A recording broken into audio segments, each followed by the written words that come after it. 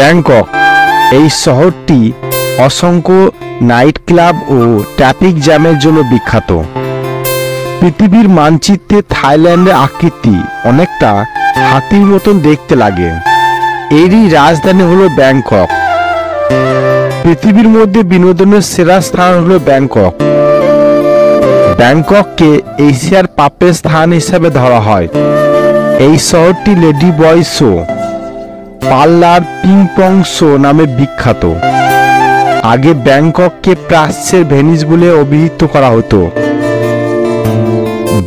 Bangkok থাইল্যান্ডের রাজধানী এবং থাইল্যান্ডের অধিক জনবসতিপূর্ণ শহরগুলির মধ্যে একটি। শহরটির মধ্যে থাইল্যান্ডের চাও ফ্রায়া নদীর বদ্বীপে অবস্থিত এবং 8 মিলিয়নের বেশি লোক এখানে বাস করে, যা দেশের মোট জনসংখ্যার 12.6%। ব্যাংকককে এই দেশের প্রধান শহর হিসাবে চিহ্নিত করেছে এবং থাইল্যান্ডে অন্যান্য নগর কেন্দ্রগুলোকে গুরুত্ব দিক থেকে পিছনে ফেলেছে। পঞ্চদশ শতাব্দীতে আয়ুথাইয়া সাম্রাজ্যকালে ব্যাংকক একটা ক্ষুদ্র বাণিজ্যিক এলাকা হিসেবে পরিচিত ছিল।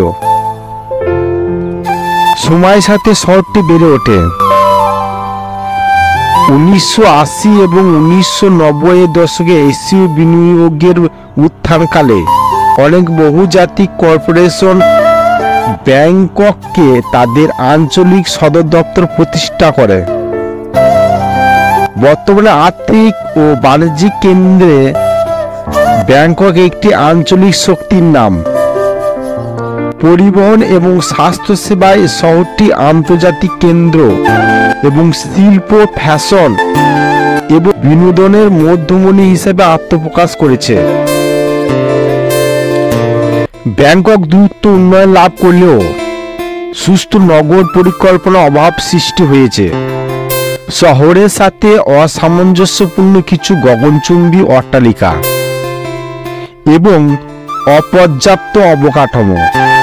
ব্যাংকক থাইল্যান্ডের 1568.7 বর্গ কিলোমিটার স্থান দখল করে রয়েছে, তা থাইল্যান্ডের অন্যান্য 76টি প্রদেশের মধ্যে 69তম।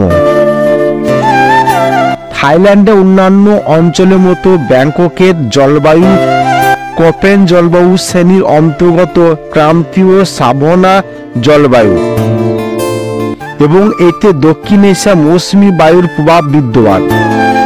3 ঋতু নিয়ে ব্যাংকক গ্রীষ্ম, বর্ষা এবং শরৎ। ব্যাংককের জনসংখ্যার বেশিরভাগই থাই জাতি গোষ্ঠী।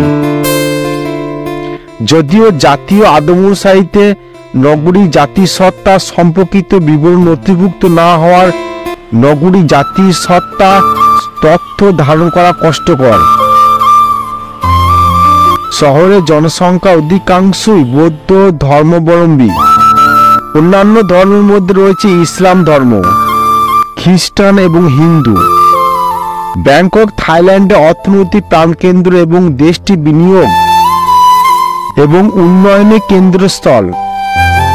2010 সালে শহরটি অর্থনৈতিক আউটপুট ছিল ব্যাংককের সামগ্রিক প্রাদেশিক পণ্যের 24% অবদান রাখে।